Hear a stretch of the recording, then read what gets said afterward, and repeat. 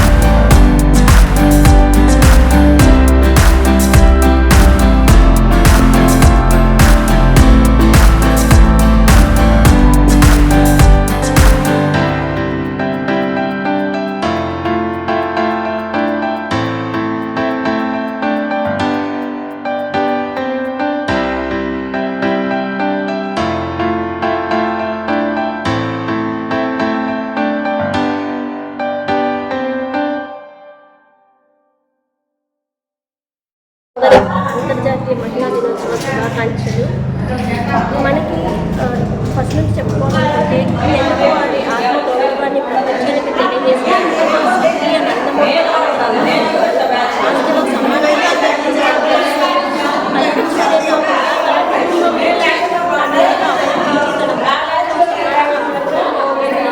పంచిపెట్టిన వ్యక్తి దానిని ముందుకు చూసినటువంటి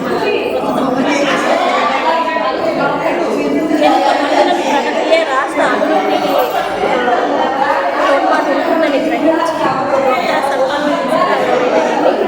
సంఘాలను తీసుకువచ్చి మహిళలు వాళ్ళ కాళ్ళ మీద వాళ్ళు నిలబడి వ్యాపారాలు చేయాలనే ఉద్దేశంతో 4 లక్షల పైచలకు డ్వాక్రా గ్రూప్ని క్రియేట్ చేసి 65 లక్షల మంది మహిళలను దాన్ని భాగస్వామ్యం చేయడమే కాకుండా సంఘాలకు వాళ్ళకు రుణాలు ఇచ్చి వాళ్ళు తిరిగి రుణాలు తీర్చలేని పరిస్థితుల్లో కూడా డ్వాక్రా రుణమాఫీ అనే పథకం కూడా ప్రవేశించడం జరిగింది. ఇలా చెప్పుకోకపోతే మన ముఖ్యమంత్రి మహిళలకి ఎంతో పెద్దపీట వేస్తూనే ఉన్నారు. ఫర్ ఎగ్జాంపుల్ గర్భిణీ స్త్రీలు పోషకాహారాలు తినాలి అన్న ఉద్దేశంతో పోషకాహారాలు అందించి డెలివరీ అయిన తర్వాత శిశువులకు అవసరమైన వస్తువులను ఎన్టీఆర్ బేబీ కిట్ అనే ఒక పథకం ద్వారా ఇచ్చి మళ్ళీ తల్లి బిడ్డ క్షేమంగా ఇంటికి చేరాలి అని తల్లి బిడ్డ ఎక్స్ప్రెస్ అనే ఒక పథకం ద్వారా వెహికల్స్ని ప్రవేశపెట్టి వాళ్ళ ఇళ్లను చేర్చేంత వరకు కూడా ప్రతి దాని విషయంలో కూడా ఆయన ఎంతో టేకేర్ చేయడం జరిగింది. ఇలా చెప్పుకోకపోతే ఎన్నో విషయాలు ఎవరైతే స్కూల్ దూరంగా ఉంది స్కూల్కి వెళ్ళలేకపోతున్నారో అలాంటి వాళ్ళందరికీ కూడా సైకిల్స్ని ఇచ్చి యుక్త వయసులో ఉన్న బాలికలకు శారీరకంగా మానసికంగా వచ్చే ఇబ్బందులు కూడా అవగాహన కల్పించినటువంటి వ్యక్తి మన ప్రస్తుతం చెప్పుకోవాలంటే మనం గమనించినట్లయితే దీపం పథకం ద్వారా 93 లక్షల మంది మహిళలకు 3 గ్యాస్ సిలిండర్లు ఫ్రీగా ప్రవేశపెట్టిన వ్యక్తి.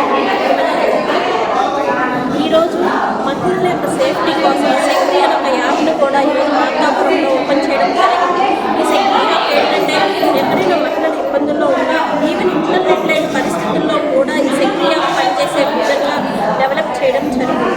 బీసీ సంక్షేమ కార్పొరేషన్ నిధులు ఎన్నో వేల కోట్ల రోజు ఇవ్వడం జరిగింది. అలానే మిషన్లు కూడా 1.5 లక్షల మిషన్స్ అందేలా మన బాబు గారు ప్రణాళికలు సిద్ధం చేశారు. ఇలా చెప్పుకుంటూ పోతే బాబు గారు కూడా మహిళలకి మంచిగా తోడ్పాటు ఇస్తూనే ఉన్నారు. సో మహిళలందరూ కూడా మనం ఉండాలి. ఆయన మనకి ఎప్పుడూ పెద్దపీట వేస్తూనే ఉంటారు. నమస్కారం. ఈరోజు అంతర్జాతీయ మహిళల దినోత్సవం సందర్భంగా ఇక్కడ ఉన్నటువంటి మహిళలందరికీ, అదేవిధంగా రాష్ట్రంలో దేశంలో ఉన్న మహిళలందరికీ, ప్రపంచ దేశాల్లో ఉన్నటువంటి మహిళలందరికీ నా యొక్క శుభాకాంక్షలు తెలియజేసుకుంటున్నాను. అదేవిధంగా ఈరోజు మహిళల దినోత్సవం అనేది కూడా ఒక కారణం ఉంది.